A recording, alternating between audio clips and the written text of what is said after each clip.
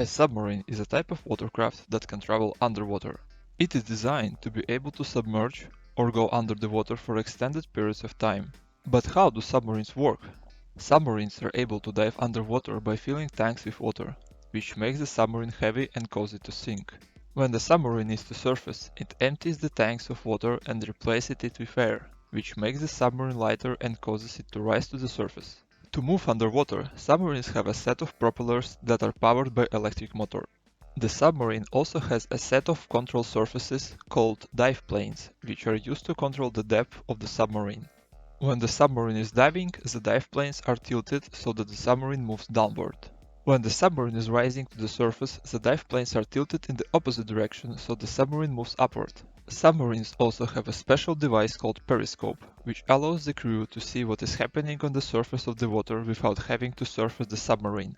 Additionally, submarines are equipped with a variety of sensors and sonar equipment to help them navigate underwater and locate other vessels. Submarines are used by the military for a variety of purposes, including reconnaissance, surveillance, and warfare.